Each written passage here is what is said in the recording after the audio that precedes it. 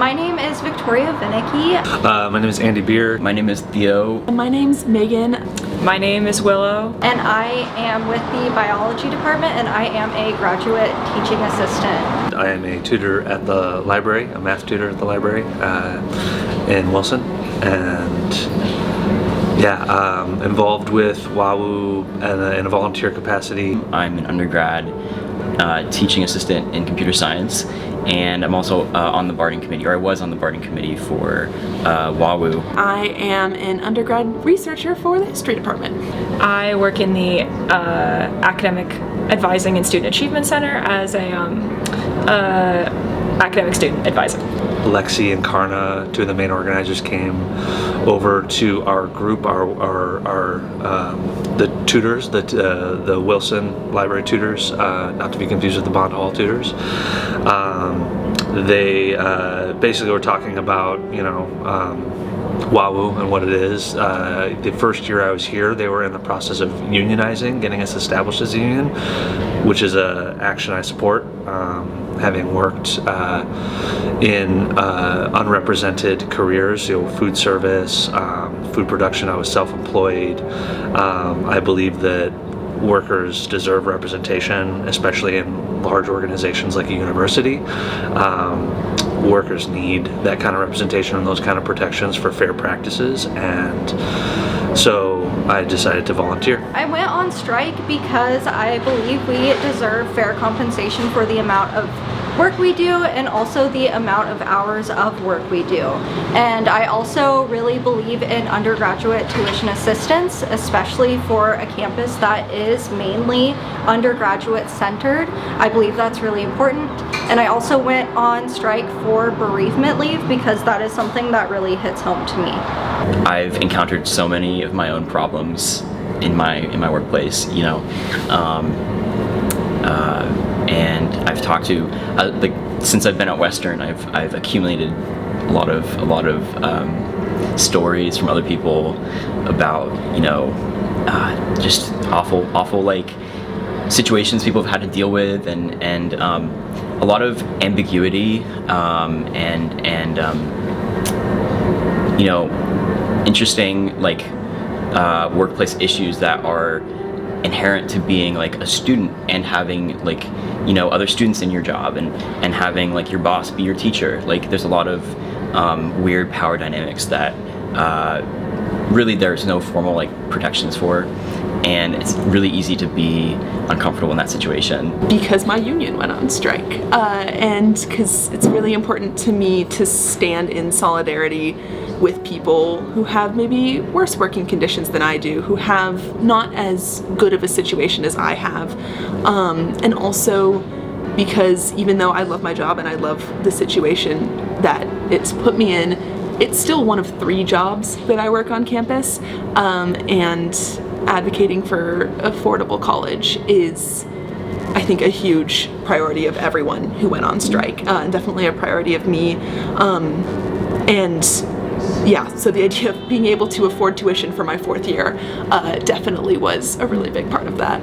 I'll say I was initially very nervous to go on the strike. My job started this quarter, and we're only in training right now. So to truly just jump into it right away, I was very nervous. But ultimately, I know how important unions are. They really are the piece that can help bridge a gap for equality, and I knew I had to stand with them. So it was like that's it. That's how it is. And I really wanted to support everyone else getting a higher wage, getting these benefits that we needed, things that were no nonsense, really simple benefits that I am shocked we didn't have in writing before. And the more I learned about it, the more I wanted to be involved. When I first heard about it, I was very nervous, but the more I talked to the organizers, I saw their passion, their drive, how hard they were working. I was like, I've got to support them. I don't really have words to describe the emotional feeling of seeing the entire Western community and Bellingham community as well come out for the student workers on campus, and I had a lot of incredible discussions with people. I've done a lot of like protests and marches over the years, but this was by far, I think, the coolest thing I've ever been a part of. Like, the just sheer community support from the people out on the picket lines, from other unions in Bellingham, from faculty members who like canceled classes and who were so vocally in support of WAWU and of what we were fighting for, was insane. Like, seeing so many people out at 5 a.m. on Tuesday when it was pouring down rain was just such an unbelievably cool moment. And something like really, really powerful, and that I'm really proud that I was a part of. I was actually a strike captain, so I helped with a lot of the logistics in the background and also helped just kind of keep things peaceful and going and having spirits high. So what I did was I helped a lot with the check-in, check-out station, so really making sure people were getting checked in and just giving them the rundown of safety and being there for questions. And we got a lot of good discourse from students and community members as well. I had a lot of great conversations with the community. And the first day was really hard. Everything got soaked. I went through 2 rain jackets. I remember trying to sit under a covered area and still getting rained on, and in intermittent I still tried to go to class and sat in damp clothes and tried to explain to many students who weren't aware why we were out there that I'm putting myself this much on the line as I'm wringing my jacket out, literally water pouring out the sleeve, like, this is why. This isn't just for fun, this isn't just for kicks, it's for everybody. It's to give everybody these important benefits and to try and pave the way for an affordable college. So that's, yes. I was kind of just right in the middle of it as we were all walking from Red Square, and as we were walking we saw tons of people lining up on the sidelines to just stand and clap or to support us, and that felt amazing. I felt like we were all heroes, and I was like, wow. It was crazy, and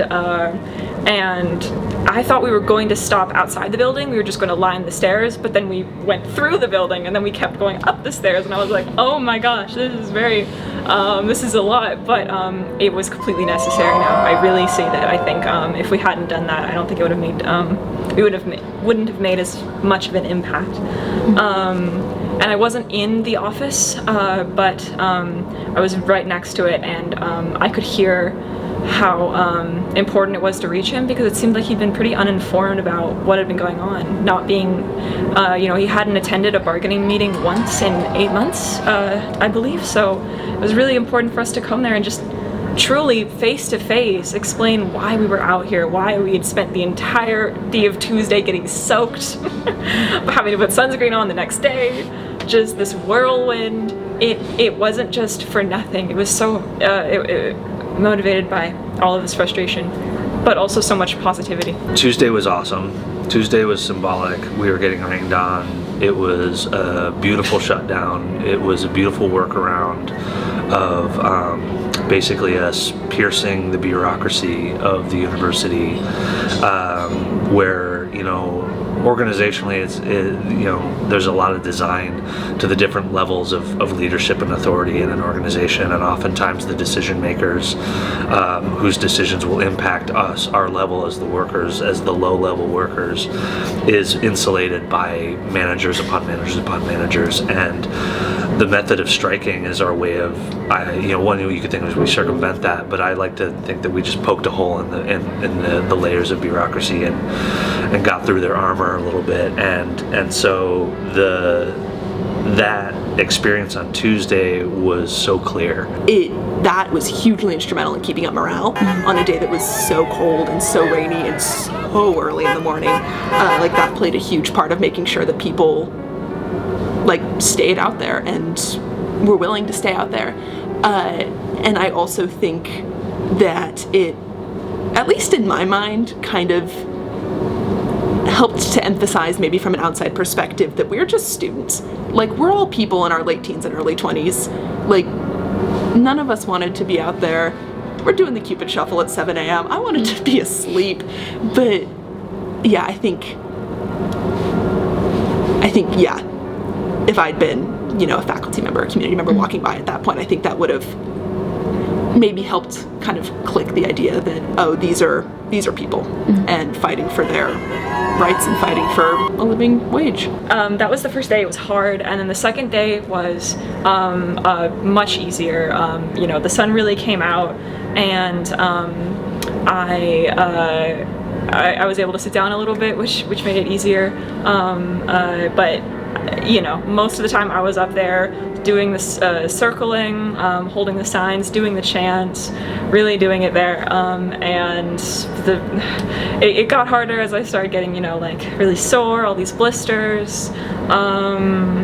By the end of the day, I was feeling really worn, but I still made it to the direct action on in President Saba's office, and I was really glad I made it, even though I was in quite a bit of pain. It was amazing to be truly a part of a movement. Wednesday, I would say, as much as, if not more, it was not as symbolic because it wasn't raining, and I think a lot of us were relieved that we weren't having to stand in the rain again for another 12 hours, but at the same time, you know, it was still quite powerful and quite unifying to be able to represent ourselves together like that. Chanting through Red Square. The Red Square has awesome acoustics. I love sound design. I'm a musician, and it was just super fun to hear 150, 200 people yelling in Red Square together and resonating around off all the buildings. That was super satisfying on a personal note. I think that was a moment that things kind of clicked. Oh, this is... Obviously, it was never like, oh, this is so fun and silly. We're just outside doing fun things. But I think that moment it really clicked for me, and I think a lot of other people, that, oh, this is not a given that this is going to work. Like, there is no guarantee that what we're doing is going to have a positive outcome, but we're out here trying for it anyway. And I think that was a real, like, wake-up call for a lot of people, because it wasn't like, yeah, like 6:30 in the first morning of the strike and seeing, yeah, a Western vehicle kind of try to plow through the picket line was a little bit scary. You know, everyone on campus deals with the same issues and has the same concerns, and we're all looking out for each other, and I think that was like most apparent on the picket lines.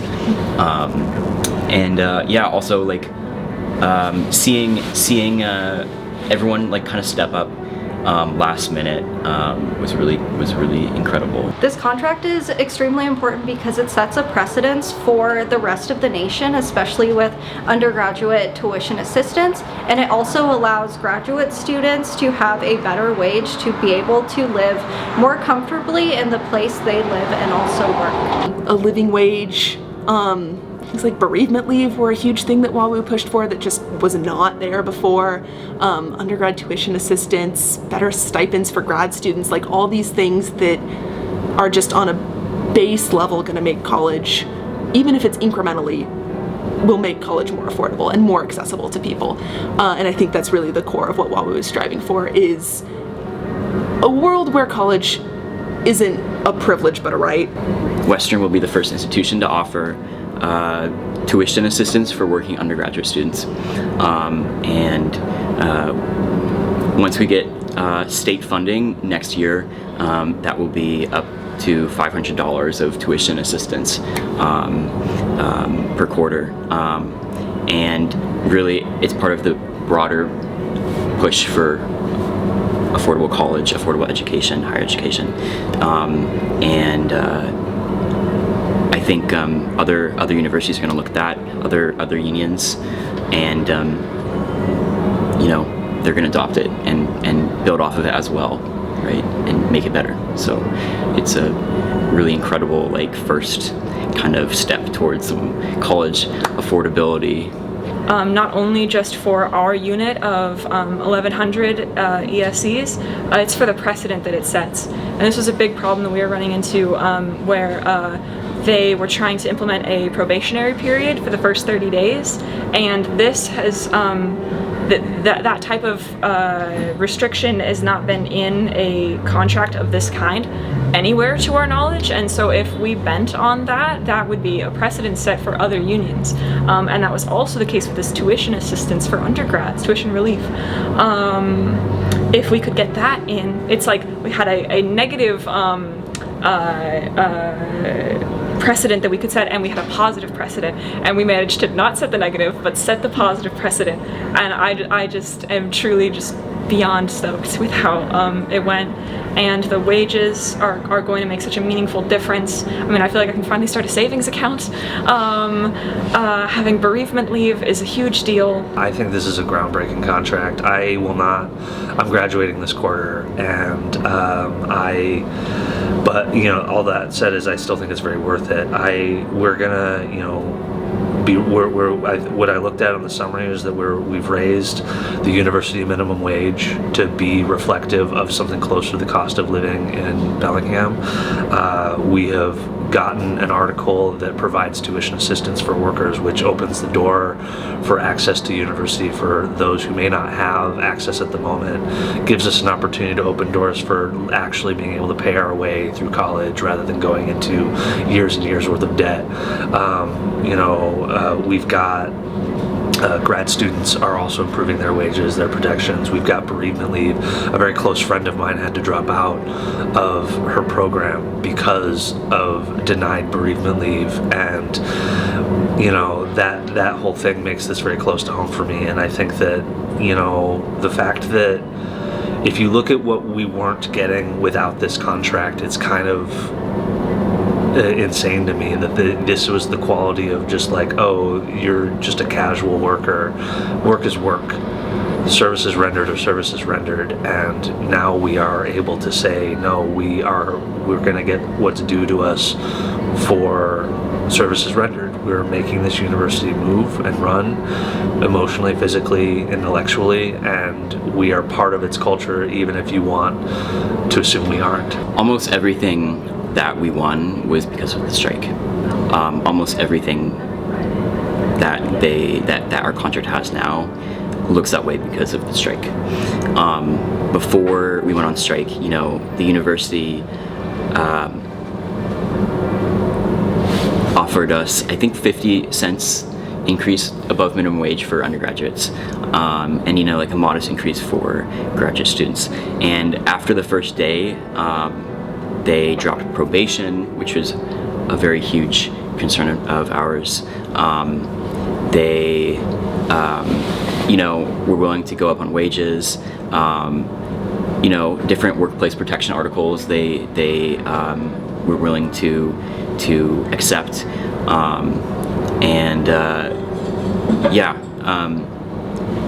I think everything that makes our contract unique and powerful, we wouldn't have had it without the strike. The impact that we've made here, like with our tuition assistance, that's something that's going to hopefully carry over to other schools and spread across the country, because you know, we really did something historic. Every single undergrad will be getting a raise. And that's something that we thought was very important, and we were not willing to give that up. That was one of the most like important pieces of the contract for us, is making sure that everyone gets an increase of at least, every undergrad is going to get an increase of at least 3%. And grad students too. The best part about this contract is we get to have protections and bolster that identity of like, we're making this university run. For me, a big thing was being able to like physically be there and be a part of making a difference, but also be such a small part of this whole community action that couldn't have happened without everyone being there. Voice still fried. Like I sound like I'm getting over a cold. I'm not. It's just from yelling. But every skill I've ever had as a camp counselor came out in that moment. Yeah, that was probably one of my favorite parts about being on the picket line, is I saw so many familiar faces. And again, I've only been here for a year, but I saw my coworkers, and I saw my TAs that taught my classes, and I saw and also people I'd never talked to before. Just starting conversations, just talking about our positions. I learned more about my future plans from talking to others, and that could be challenging for me, but everyone was so friendly, and we were all so in this together, and that was definitely a highlight. No, there were so many good chants. There was one that I think was my favorite, was the Saba Saba Profiteer spent twice my rent on a chandelier. Was fun and silly, and kind of sad, but no, it was a lot. I actually don't love chants, but I do think that the Union Power Fair Contract Now, Shut It Down, was a fun one to do, because it's call and response, and it's really about that, like, it's not just about the leaders, it's about the leaders and the group, and the group and the leader, and it basically brings everyone into cohesion together. And I think that we were so tight-knit, in our direct action when we went into Sabah's office on Wednesday. We had some directed talks with him, like some speakers who were specifically saying certain things, but then like when we were calling the lead of the chant, and then all 150-ish of us, I don't know how many people were stuffed in the halls, but we all in unison just yelled, WAWU or whatever we yelled at the time. It was a couple different things, but in Old Main it was like super powerful, and like just being together like that was really, really great. Things we've gotten in the contract are supposed to help with that stability, to try and prevent firing without just cause, and to give a little bit more stability to these short term. But I'm hoping to continue working ESC positions, or if I'm working in OSC, to now be a part of what I think is really the next big push for our union, is to be truly wall-to-wall, which means that every worker is represented under the union and is recognized by Western. So we're going to try and get OSCs recognized, but outside of me, I think one of the biggest things is now we've got to go to Olympia, and we have to get the funding for this tuition relief program, and it is going to be historic if we can do it. It is going to be amazing. In order to get to that step, first we got to ratify this contract, and I really think it's a historic, amazing contract. It's truly the first of its kind, and to have only started this job just a couple months ago and to have been involved in creating it, I don't even how did I get here? I don't know. I think that we do need to ratify the contract. The contract is not official yet. We need to vote democratically to approve the contract as it's written, and I strongly encourage all ESCs to vote yes and ratify it. This is a good contract. This is a great starting point. We worked very hard for this. This is very much a benefit to all future ESEs, and this is a precedent that will be negotiated across multiple universities for student worker unions, and super important for everybody. So please vote yes to ratify it, and being able to go to WAWU-union.org to see the contract, read it, understand it, volunteer to be part of enforcing said contract, protecting your peers through the union protections, be involved in those ways. I think will be very, very important for all future ESEs, and not to mention being involved is, it's a good experience, because we're training ourselves to go out into the real world. At university, this is the real world as much as the outside world is. As someone who's coming into university after a 16-year career in the real world, it doesn't have to be two separate spaces. And I think that being part of a union while a student is invaluable experience to when you go and actually try to work in other unions, in other workplaces, in other industries. Because as a worker, you have rights, and you should remain diligent about those. I am really excited to see what the future holds for undergraduates and graduate ESCs alike. In 2.5 years, we will be bargaining again for our new contract, and I am just really hopeful that as we continue to bargain and continue to fight for what's right, we will be able to have our needs met better and better each year.